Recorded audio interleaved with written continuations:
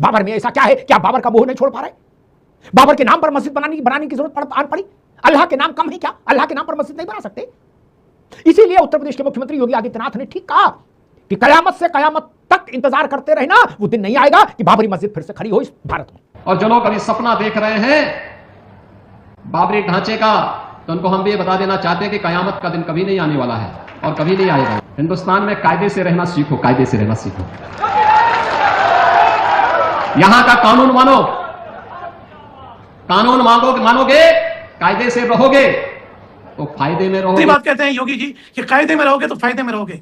मैं कहता हूं कायदे में भी हैं, फायदे में भी। डराना छोड़ दीजिए, आप संविधान का पालन करिए। आप ना कायदे में हैं, आप जो भाषा बोल रहे हैं वो संविधान के खिलाफ बोल रहे हैं। आप अपनी भाषा को दुरुस्त करिए। रहा मुसलमानों को डराने के लिए एक जड़ भपकी देना बंद करिए। हम उस वक्त गोरों से नहीं डरे, आज चोरों से डर रहे।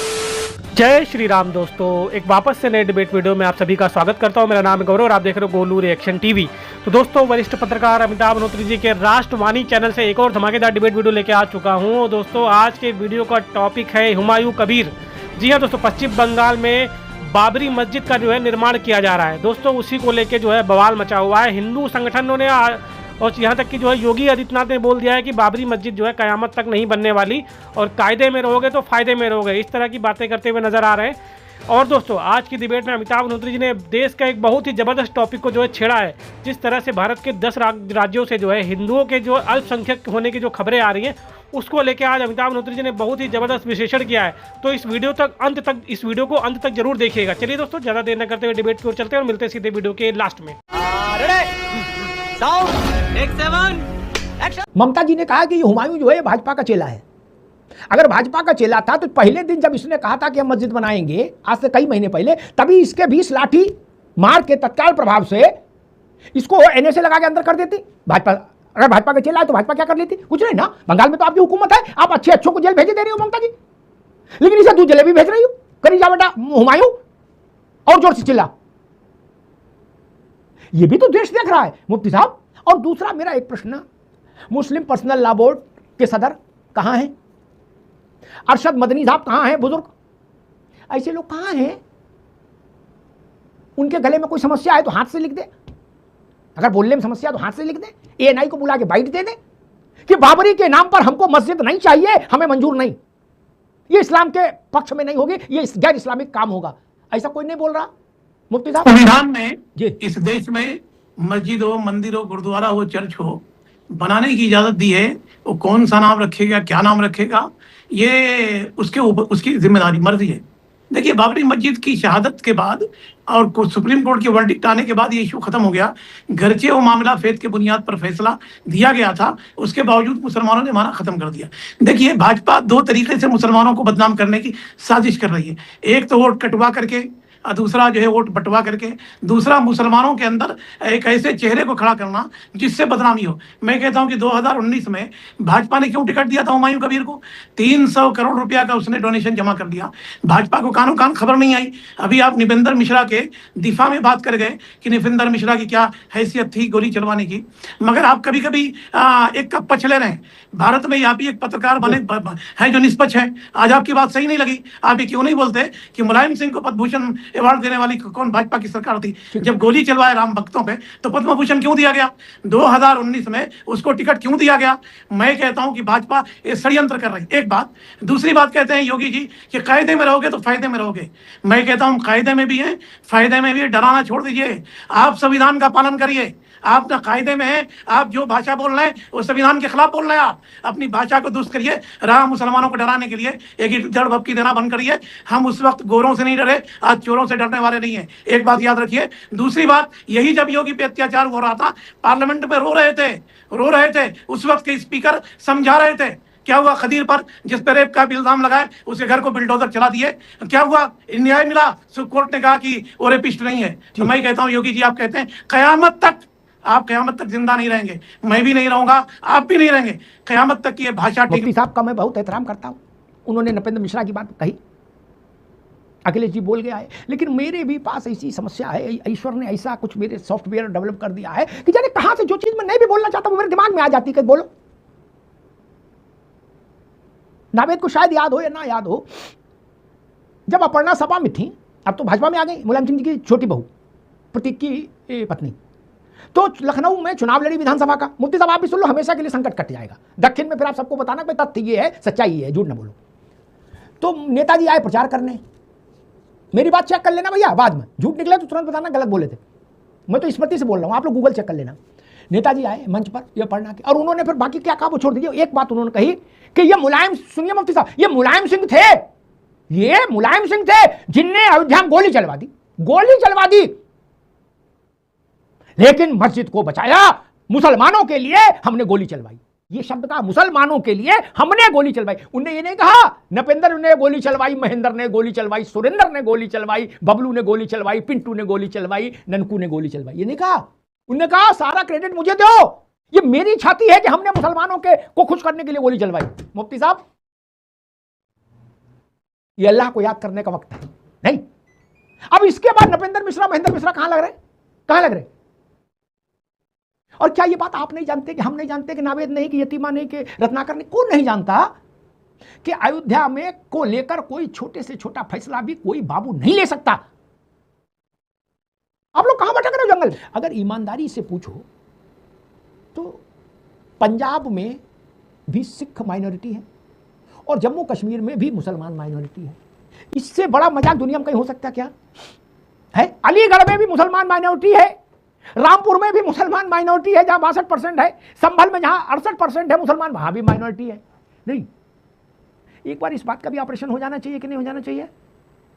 है जिला लेवल पर अल्पसंख्यक का दर्जा तय हो जाना चाहिए। मुफ्ती साहब एक बात बता के बराबर, वो अपने हामिद अंसारी साहब थे ना,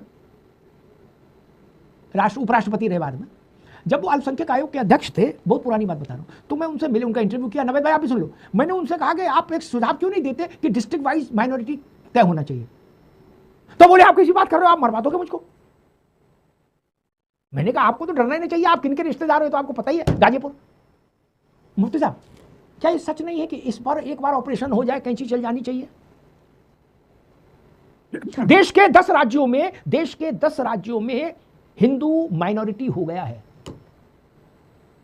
और कागज में हिंदू कहीं माइनॉरिटी नहीं है। मुफ्ती साहब अगर कहीं हिंदू किसी एरिया में कम हो रहा तो हिंदू को वहां ले जाकर के क्यों नहीं बसाया गया? कश्मीर में हिंदुओं का पलायन हुआ, वहां से 10 साल 11 साल से मोदी सरकार है, कितने ही पंडितों को ले जाकर के बसाया। देखिए भाषणबाजी के लिए, बयानबाजी के लिए अच्छी बात है। आपसे एक मैंने वैलिड सवाल किया, आप घुमा फिरा करके जवाब नहीं दिए। नृपेंद्र मिश्रा छोड़िए, पद्मा भूषण अवार्ड एवं मुलायम सिंह को किसने दिया? गोली चलाने वाला, राम भक्तों को मारने वाले को मुलायम सिंह को क्यों दिया गया? एक बात। दूसरी बात क्या है, लिब्रान कमीशन बना, 17 साल तक रहा, 8 करोड़ रुपया खर्चा हुआ। लिब्रान कमीशन की रिपोर्ट का क्या हुआ? रायबरेली कोर्ट में सीबीआई ने किसी मुकदमा दायर किया, सारे के सारे बरी हो गए।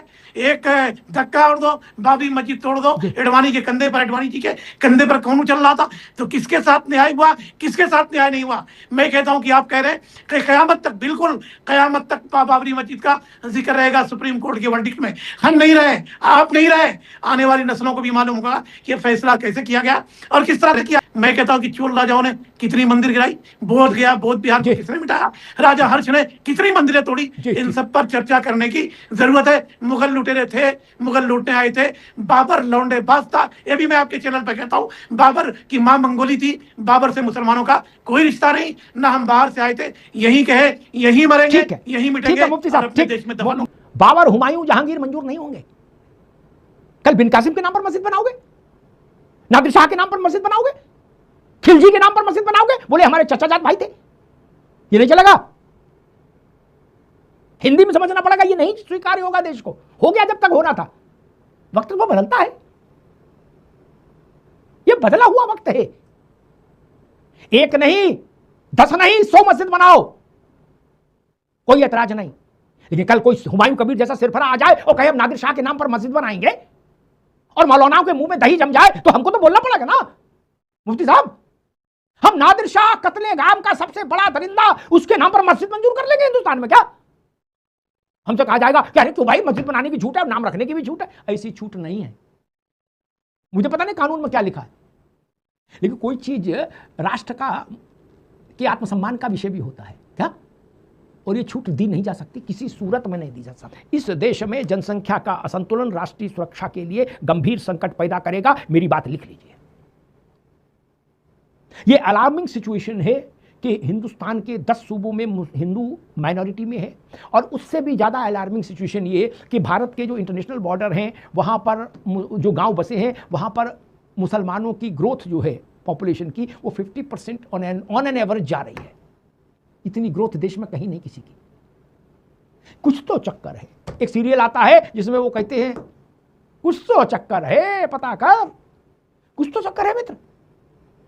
वरना ऐसा तो नहीं हो सकता कि अंतर्राष्ट्रीय सीमा से 20 किलोमीटर दूर जो गांव है वहां बच्चे कम पैदा हो रहे हैं, और जो सीमा से बिल्कुल लगा हुआ गांव है वहां बच्चे ज्यादा पैदा हो रहे हैं। तो सीमा पर बच्चे ज्यादा पैदा करने का कोई वातावरण तो है नहीं कि वहां जम्मू ऐसा मदमस्त मौसम है कि बच्चे पैदा हुए जा रहे हैं, ऐसा तो है नहीं।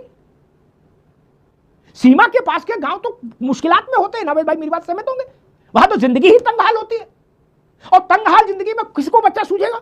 और वहां अगर बच्चे बेरोक टोक हुए जा रहे हैं, धुआंधार हुए जा रहे हैं, धुआंधार फिल्म के करेक्शन को भी मात दे रहे हैं, इस तरह से बढ़ रही आबादी, तो चिंता की बात तो होगी मुफ्ती साहब।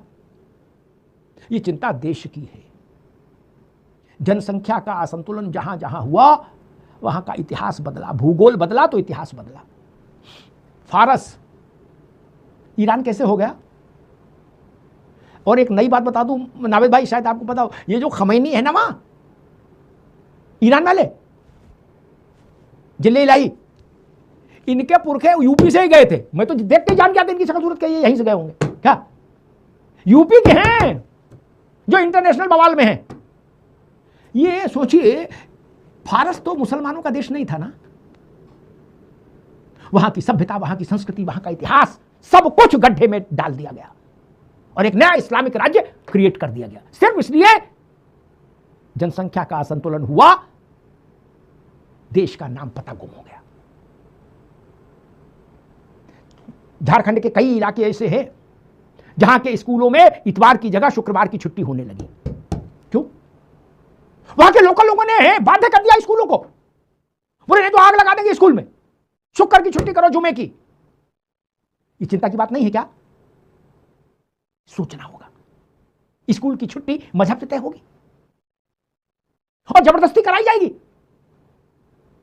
और अगर योगी जी ने कहा कायदे में रहो तो सबके लिए ठीक है। कायदा मतलब कायदा कानून, कायदे आजम, कायदे से तो रहना ही चाहिए। और कायदे में नहीं रहोगे तो पुलिस वाला तो फिर आएगा ही, और आएगा तो आइसक्रीम तो खिलाएगा नहीं पुलिस वाला,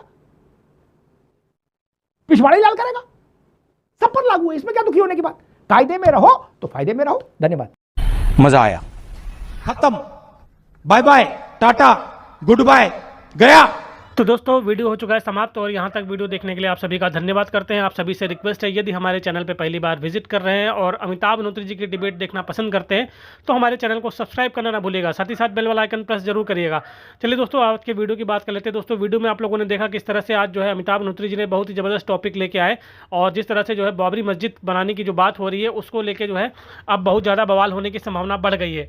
दोस्तों वहीं डेमोग्राफी चेंज को लेकर जो है जिस तरह से अमिताभ अग्निहोत्री जी ने विश्लेषण किया, वो आपको क्या लगता है, उस विषय पे आप क्या सोचते हैं, कमेंट करके अपनी प्रतिक्रिया जरूर देने दीजिएगा। इस वीडियो को यहीं पे समाप्त करते हैं, मिलते हैं आपसे किसी और वीडियो में, तब तक के लिए जय श्री राम।